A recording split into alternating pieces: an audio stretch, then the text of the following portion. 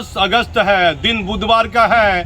बिहार में 8वीं बार बिहार के मुख्यमंत्री ने शपथ ले लिया है और उप मुख्यमंत्री तेजस्वी यादव बन गए हैं। लेकिन ये भी अहम सवाल है, यदि कई सच्चाइयों पर आप विश्वास कीजिएगा, जो बीजेपी के बड़े नेता जान रहे थे और मुख्यमंत्री नीतीश कुमार भी इस बातों को जान रहे थे और कहीं न कहीं राजद के तेजस्वी यादव इस बात को जान रहे थे कि राष्ट्रपति के विदाई का एक भोज समारोह होता है, वहाँ मुख्यमंत्री को बुलाया जाता है, वो नहीं जाते हैं। फिर नए राष्ट्रपति का शपथ समारोह, राष्ट्रपति शपथ लेते हैं, उसमें भी नहीं जाते हैं। और कई अहम बैठक होती है दिल्ली में, जिसमें बिहार के मुख्यमंत्री नीतीश कुमार शामिल नहीं होते हैं। लगातार 3 कार्यक्रम में बिहार के मुख्यमंत्री नीतीश कुमार का शामिल नहीं होना, ये साफ तौर पर इशारा था कि नीतीश कुमार राजद के साथ चले जाएंगे। ये सच है। लेकिन इस पूरे मामले में एक व्यक्ति का बहुत अहम रोल रहा, जो बीजेपी के कदावर नेता हैं और जिनका नीतीश कुमार से प्रेम जग जाहिर है। लेकिन ऐसा जग जाहिर नहीं है कि लोग जानेंगे कि जो आरसीपी सिंह की जो भूमिका रही, पूर्व केंद्रीय मंत्री रामचंद्र प्रसाद की क्या भूमिका बीजेपी के बड़े नेताओं के साथ थी, वह अंदर ही अंदर किस तरह का जाल बना रहे थे, जिससे नीतीश कुमार की मुश्किलें काफ़ी बढ़ सकती है। लेकिन नीतीश कुमार को समझ पाना बहुत आम लोगों के, आम राजनीतिक छोटे नेताओं के लिए बड़ा कठिन है। नीतीश कुमार हर परिस्थिति से वाकिफ थे और सही समय पर उन्होंने सही निर्णय ले लिया और वह राजद के साथ चले गए। अब बार बार बड़े बड़े चैनल दिखा रहा है, सब लोग कह रहा है पलटू राम। देखिए, राजनीतिक में हर चीज़ जायज़ है। कोई व्यक्ति किधर भी जा सकता है, किसी से मिल सकता है, जहां उसको अपना जो दिखेगा फ़ायदा वहां वो चला जाएगा। इसीलिए किसी भी चैनल को, किसी भी चैनल को आधिकारिक तौर पर अपनी तरफ से किसी को पलटू राम नहीं कहना चाहिए। विपक्ष के लोग कह सकते हैं, कोई नेता का बयान हम कह सकता है, लेकिन पराये चैनल पर बिहार के मुख्यमंत्री नीतीश कुमार को पलटू राम कहा जा रहा है। ये मामला भी काफ़ी सुर्खियों में है।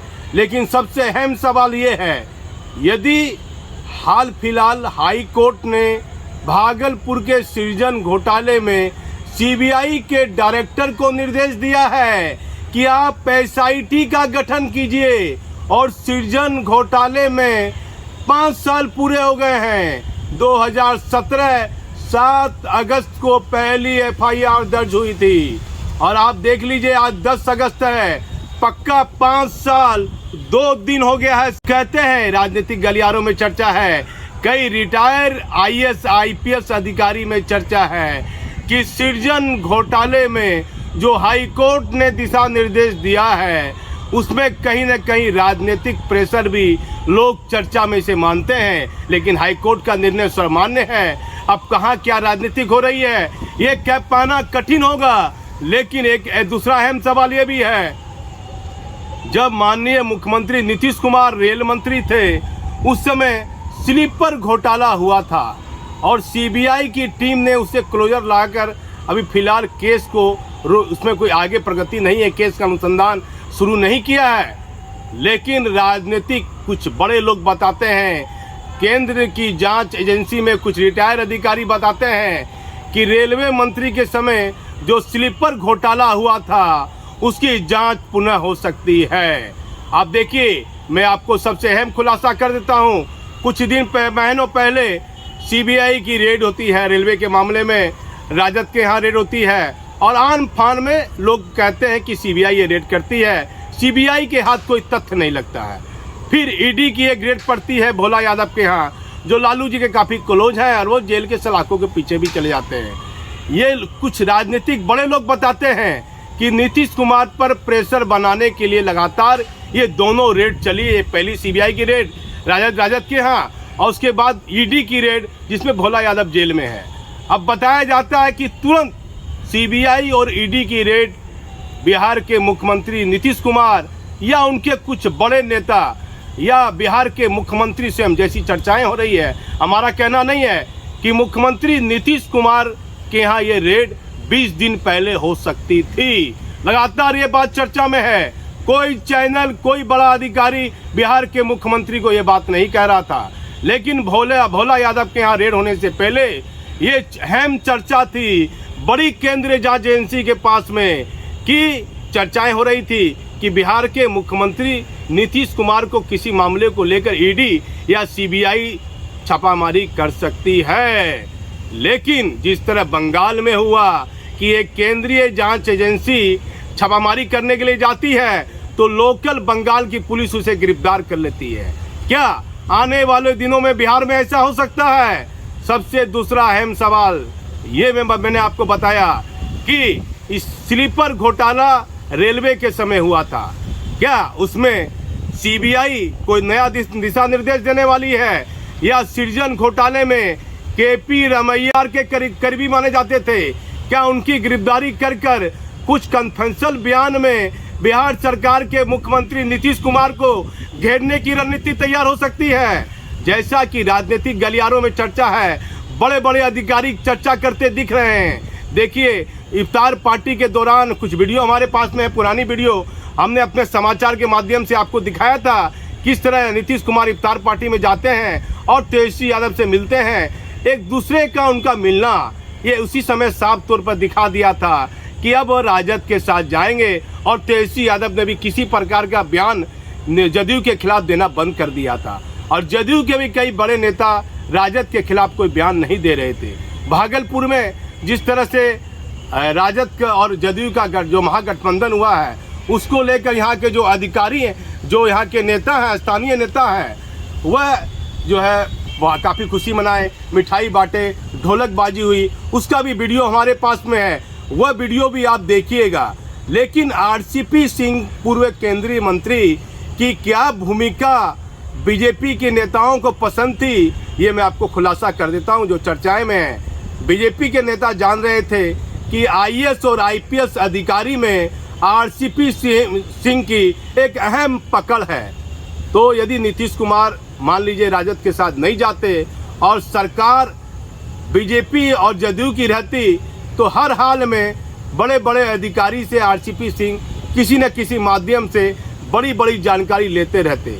लेकिन कहीं न कहीं नीतीश कुमार को बताया जाता है कि एक फ़ोन व्हाट्सएप स्क्रीन की रिकॉर्डिंग जो दिल्ली के बड़े नेता किसी बड़े नेता से व्हाट्सएप कॉलिंग पर बात कर रहे हैं, उसकी व्हाट्सएप कॉलिंग की एक स्क्रीन रिकॉर्डिंग बिहार के मुख्यमंत्री सुनते हैं और सुनकर वह अचंभित हो जाते हैं। लेकिन बीजेपी के बीच में ही नीतीश कुमार के काफ़ी करीबी एक बीजेपी के नेता हैं जो माननीय मुख्यमंत्री नीतीश कुमार को ये इशारा कर देते हैं कि आपके साथ कुछ बड़ा गड़बड़ हो सकता है।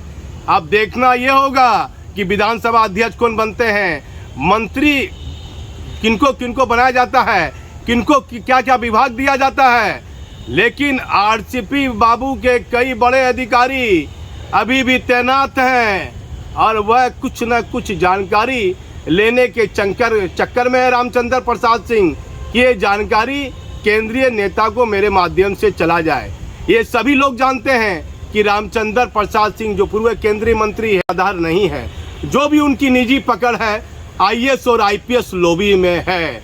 तो आप देखना होगा, हमारे पास ये जानकारी है लेकिन इसकी पुष्टि नहीं है। भागलपुर के सृजन घोटाले में सीबीआई टीम भागलपुर पहुंचने की सूचना मिल रही है, लेकिन किसी प्रकार की अधिकारी पुष्टि नहीं है। और ये बताया जा रहा है कि हाई कोर्ट के निर्देश के बाद सीबीआई के डायरेक्टर सुबोध जायसवाल ने एक एसआईटी का गठन किया है। क्या ये एसआईटी का गठन बिहार में मुख्यमंत्री नीतीश कुमार की क्या मुश्किलें बढ़ा सकती है? क्या महागठबंधन तो हो गया, हमारे चैनल ने खुलासा किया था, यदि ये महागठबंधन हो जाता है तो पूरे देश में कहीं भी ईडी और सीबीआई आपको सक्रिय नहीं दिख रही है। लेकिन अब बिहार राज्य में कई बड़े मामले में आपको सीबीआई और ईडी विभाग सक्रिय दिखेगी और कई बड़े अधिकारियों का तबादला पुलिस मुख्यालय से लेकर सचिवालय स्तर पर देखा जा सकता है। अब बिहार के मुख्यमंत्री नीतीश कुमार की कुछ दिनों में चिंताएं तो बढ़ना स्वाभाविक है, क्योंकि 2024 को लेकर लोग कह रहे हैं कि विपक्ष का चेहरा बिहार के मुख्यमंत्री नीतीश कुमार को बनाया जा सकता है। नीतीश कुमार ने कई तरह की बातों का उल्लेख किया है, कहा यदि सुशील मोदी रहते तो ये परिस्थितियां नहीं बनती।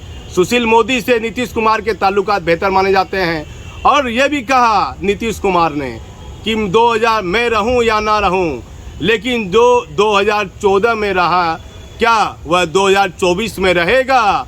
नीतीश कुमार ने कई ऐसी अहम बातों का खुलासा किया है और केंद्र में बीजेपी के जो बड़े नेता हैं, गृह मंत्री माननीय अमित शाह, उनकी अगली चाल क्या होती है। क्या बिहार में ईडी और सीबीआई आने वाले दिनों में क्या बिहार के मुख्यमंत्री नीतीश कुमार को घेरने की कोशिश करेगी? ये हमारा कहना नहीं है। राजनीतिक और आला अधिकारियों के बीच ये बातें चर्चा में है।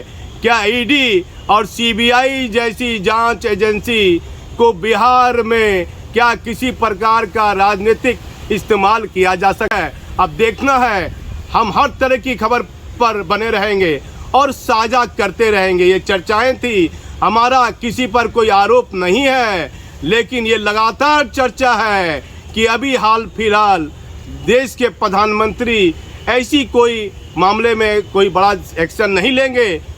2022 गुजर जाएगा, 4-5 महीना बचा हुआ है, और उसके बाद 2023 प्रवेश कर जाएगा। तो सृजन घोटाले में बड़ी गिरफ्तारी हो सकती है और रेलवे के स्लीपर घोटाले में सीबीआई के द्वारा कोई बड़ा निर्णय लिया जा सकता है। मैं भागलपुर से दीपक नौरंगी।